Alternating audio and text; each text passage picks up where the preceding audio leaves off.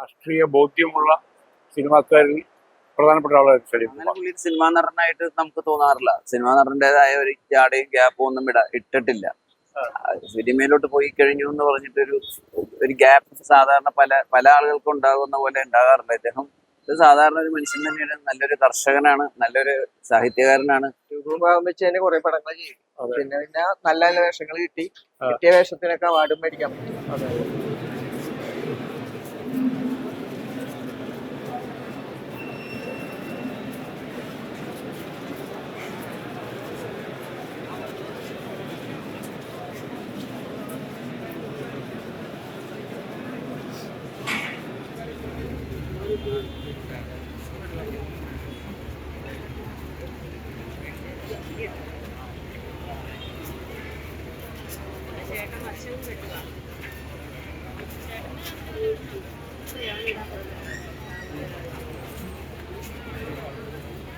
നമസ്കാരം, മലയാളി വാർത്തയിലേക്ക് സ്വാഗതം.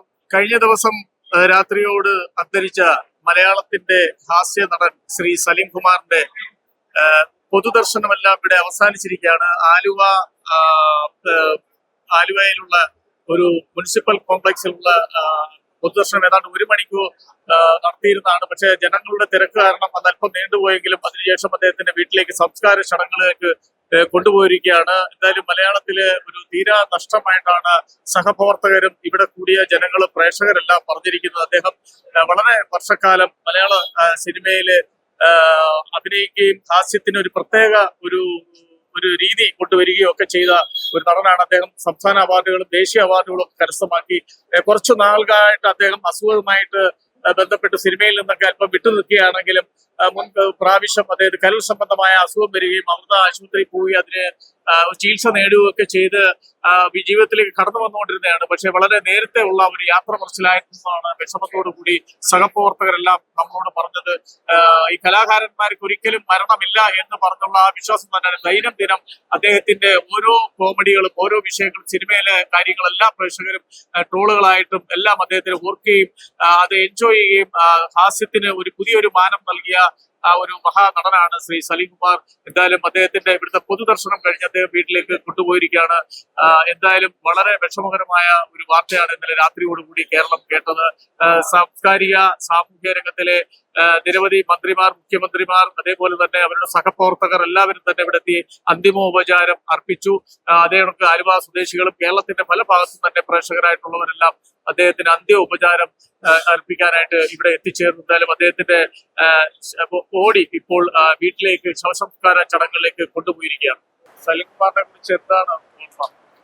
സലീം കുമാർ വളരെ നല്ലൊരു സുഹൃത്തായിരുന്നു. ഇന്ത്യയിലെ തന്നെ മികച്ച നടന്മാരിൽ ഒരാളായിരുന്നു. അദ്ദേഹത്തിന്റെ ഏറ്റവും മികച്ച പ്രകടനം എനിക്കിഷ്ടപ്പെട്ടത് ബ്രിഡ്ജ് എന്നുള്ളൊരു സിനിമയുണ്ട്, അൻവർ റഷീദിന്റെ ഷോർട്ട് ഫിലിം.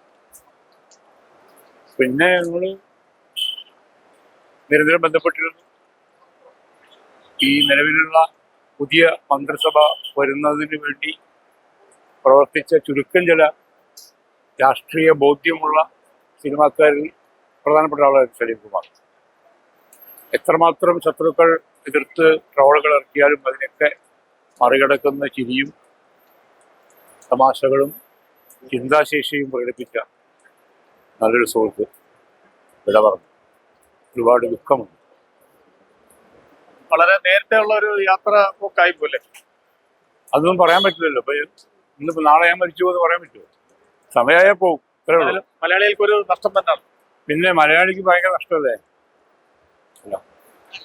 സിനിമ വരുന്നതിന് മുമ്പുണ്ടായിരുന്ന സലീം കുമാറിന്റെ സമിതിയിലാണോ ഉണ്ടായിരുന്നത്? അതെ, സിനിമയിൽ വരുന്നതിന് മുമ്പ് അവിടെ സമിതിയിലുണ്ടായിരുന്നു. അന്നോട്ടേ ഉള്ള പരിചയം 40 വർഷമായി. ഈ സിനിമയിലൊക്കെ ആയി പ്രസിദ്ധനായതിനു ശേഷം ആ പഴയ ബന്ധം, ആ സൗഹൃദം ഉണ്ടായിരുന്നു. വ്യക്തിപരമായ കാര്യങ്ങളിലൊക്കെ വിളിച്ച് സംസാരിക്കുകയൊക്കെ ചെയ്യും. സംസാരിക്കുമായിരുന്നു. എവിടെ വെച്ചാലും നമുക്ക് ഒരു പ്രത്യേക സ്നേഹമായിരുന്നു പുള്ളിക്ക്. കലാകാരൻ എന്നുള്ള നിലയിൽ നഷ്ടത്തിനപ്പുറം വ്യക്തിപരമായിട്ടൊരു നഷ്ടം കൂടിയാണ്. അതെ അതെ, ഒരു സഹോദര സ്നേഹം ഉണ്ടായിരുന്നു. അതുകൊണ്ട് സിനിമയിലൊക്കെ വരുവാന്ന് ചോദിച്ചാൽ അന്ന് നമ്മൾ സിനിമയിലൊന്നും വന്നിട്ടില്ല. ആ സമയത്തുള്ള പരിചയം തോന്നി. പിന്നെ പിള്ളേരും ഒക്കെ വൈഫുമായിട്ടൊക്കെ നല്ല കുടുംബപരമായിട്ടും അടുപ്പം. ഇപ്പൊ മോന്റെ കൂടെ ഒരു സിനിമ ചെയ്തു. അപ്പൊ കലാകാരന്മാർക്ക് മരണമില്ല എന്നുള്ളതാണ് എന്റെ അതെ സത്യം. അതെ അതെ. എപ്പൊ നോക്കിയാലും നമുക്ക് കാണാമല്ലോ. അപ്പൊ ഹാസ്യത്തിന് പക്ഷെ ഇത്ര പുതിയൊരു മാനം, ചെറുപ്പത്തിലേ തന്നെ പോയാലും വലിയ സങ്കടം.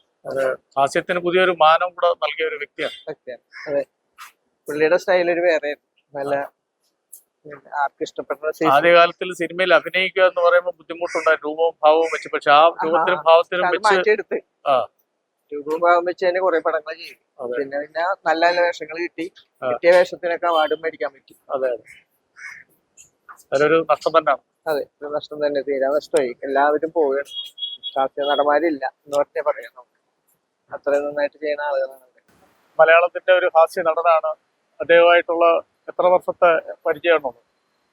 വർഷത്തിന്റെ പരിചയം പറഞ്ഞാൽ 1992-93 കാലഘട്ടങ്ങളിൽ പുള്ളിക്ക് യൂണിവേഴ്സിറ്റി ലെവലില് സമ്മാനം ലഭിച്ച വർഷം. അന്നാണ് പുള്ളി ആദ്യമായിട്ട് കാണുന്നത്. പുള്ളിയുടെ പെർഫോമൻസ് ആദ്യമായിട്ട് കാണുകയും നമ്പർ കുറിച്ചെടുക്കുകയും ആബലച്ചനോട് പറഞ്ഞ് കലാഭവനിൽ എത്തിക്കാൻ സാധിച്ചു എന്നുള്ളതാണ് എൻ്റെ മനസ്സിനകത്തുള്ള ഒരു കാര്യം. പിന്നെ അന്ന് മുതൽ ഇന്ന് വരെയുള്ള ഓരോ കാര്യങ്ങളിലും ഒക്കെ എന്നും ബന്ധപ്പെടാറുണ്ട്. പുള്ളി ചെയ്യുന്ന പ്രോഗ്രാമുകളിൽ എന്നെ എല്ലാത്തിനും ക്ഷണിക്കാറുണ്ട്. മലയാളത്തില് അറിയപ്പെടുന്ന ഒരു ഹാസ്യ നടനായിട്ട് പോലും ആ പഴയ ബന്ധം നിലനിർത്തുമായിരുന്നു.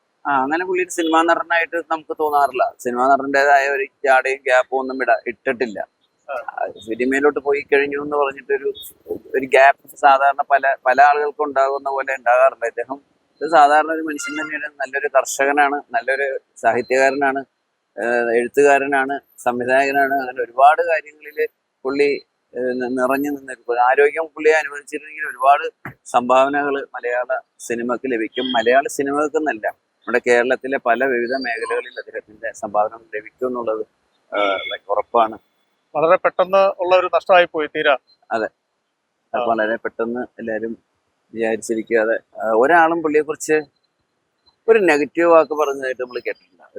പലവരെ കുറിച്ചും പല നെഗറ്റീവ് വാക്കുകളും പലതൊക്കെ നമ്മൾ കേൾക്കാറുണ്ടല്ലോ. സിനിമാ എല്ലാവർക്കും പോസിറ്റീവാണ്. സിനിമാ നടന്മാരെ കൊണ്ടായിരുന്ന ഒരു രൂപഘടന ഉണ്ടല്ലോ, അതെല്ലാം മാറ്റി തിരുത്തി കുറിച്ച ഒരു വ്യക്തി കൂടിയാണ്. അതെ അതെ അതെ. എത്ര വർഷത്തെ പരിചയമുണ്ട് സലീം കുമാറൊക്കെ ആയിട്ട്? ഒരു 40 വർഷത്തെ പരിചയമുണ്ട്, അതിൽ കൂടുതലുണ്ട്. ആദ്യകാലത്ത് ഒരുമിച്ച് ട്രൂപ്പുകളിൽ വർക്ക് ചെയ്തല്ലേ? ഞങ്ങൾ ഒന്നിച്ച് ഒരു ട്രൂപ്പിലുണ്ടായിരുന്നു, ഒന്നിച്ച് ഒരു ട്രൂപ്പ് നടത്തി, ഒന്നിച്ച് സിനിമയിൽ അഭിനയിച്ചു, ഒന്നിച്ച് സിനിമയിൽ പ്രവർത്തിച്ചു. ഇപ്പൊ എത്ര ദിവസമായോ അസുഖകരം അറിഞ്ഞപ്പോൾ? അതിന്റെ ഡീറ്റെയിൽ ഞാനിപ്പം എന്തായാലും വേർപാട് വളരെ ദുഃഖം തരുന്നതാണ്. വളരെ ഒരു സൗഹൃദ സഹോദരനെ പോലെ തന്നെയാണ്. തീർച്ചയായും കുടുംബമായിട്ടൊക്കെ നല്ല അടുപ്പമായിരുന്നു. വ്യക്തിപരമായ കാര്യങ്ങളിലൊക്കെ വിളിച്ച് അന്വേഷിക്കുകയും ചെയ്യുക. കോവിഡ് സമയത്തൊക്കെ എപ്പോഴും അന്വേഷിക്കും. സലികുമാറുമായിട്ട് എത്ര വർഷത്തെ പരിചയം ഉണ്ടായിരുന്നു? വർഷങ്ങളായിട്ടുള്ള പരിചയമുണ്ട്. തീരെ നഷ്ടമാണ്. എന്താ പറയാ, ചിരിപ്പിക്കാൻ എല്ലാവർക്കും കഴിയും, പക്ഷെ ആ ചിരി സസ്റ്റെയിൻ ചെയ്യിക്കാൻ കഴിയുന്ന കലാകാരന്മാർ ഒരാളാണ് അദ്ദേഹത്തിന്റെ അപ്പാനോടെ. വേറെ എന്തൊക്കെ ഓർമ്മകളാണ് അദ്ദേഹത്തെ കുറിച്ച് മനസ്സിൽ വരുന്ന ഈ സമയത്ത്? കുറെ സ്റ്റേജ് ഷോകളിൽ ഒരുമിച്ച് കൂടിയിട്ടുണ്ട്. പ്രോഗ്രാം ഷോ കൂടിയിട്ടുണ്ട്. ഈ കലാകാരൻ എന്നുള്ളതിനപ്പുറം വ്യക്തിപരമായിട്ടുള്ള ബന്ധങ്ങളൊക്കെ അന്വേഷിക്കുകയും സംസാരിക്കുകയൊക്കെ ചെയ്യുന്ന കൂട്ടത്തിലാണ്. കണ്ടിന്യൂസ് നമ്മള് കോണ്ടാക്ട് ചെയ്ത ഒരാളല്ല, പക്ഷെ ഉള്ളിന്റെ ഉള്ളിൽ എന്നൊരു സ്നേഹം പാലിക്കുന്നുണ്ട്. കലാകാരന്മാരോട് പ്രത്യേക സ്നേഹവും അതിലൊരു സംശയമില്ല. എല്ലാവരും ഒരേപോലെ കാണുന്ന വ്യക്തിയായിരുന്നു. അഭിനയ കലയിൽ ഏറ്റവും ബുദ്ധിമുട്ടുള്ള ഒരു കലയാണ് മറ്റുള്ളവരെ രസിപ്പിക്കുക എന്നുള്ളത്. അതെ, അത് കലാകാരൻ ഏത് അവസ്ഥയെന്നാലും രസിപ്പിക്കുന്നതിൽ ഒരു പ്രത്യേക പരിഗണന കൂടെ രസിപ്പിച്ച ഒരു മനുഷ്യനാണ്. തീർച്ചയായിട്ടും, ഒരു സംശയം. അദ്ദേഹത്തെ വിയോഗം കേരളത്തിന്റെ പ്രേക്ഷകർക്ക് ഒരു വലിയ നഷ്ടമായിട്ടല്ലേ മനസ്സിലാക്കാൻ? ഒരു സംശയമില്ല, തീരെ നഷ്ടമുണ്ട്. പക്ഷെ അദ്ദേഹം മരിക്കുന്നില്ലല്ലോ. അത് എല്ലാ ദിവസവും ഓരോ നിമിഷങ്ങളിലും അദ്ദേഹം നമ്മൾ ജീവിച്ചുകൊണ്ടിരിക്കുകയാണ്. കലാകാരന്മാർക്ക് മരണമില്ല. അതെ.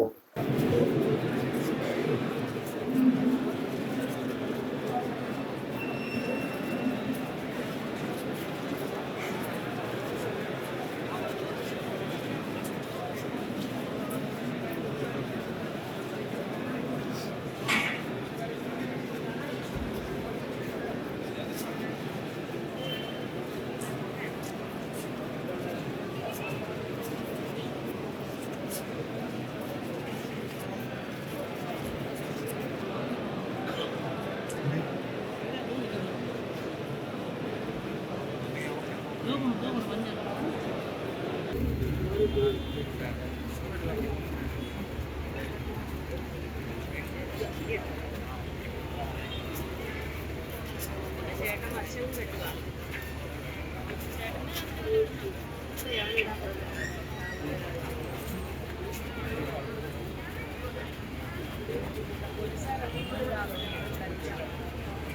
ചേട്ടന്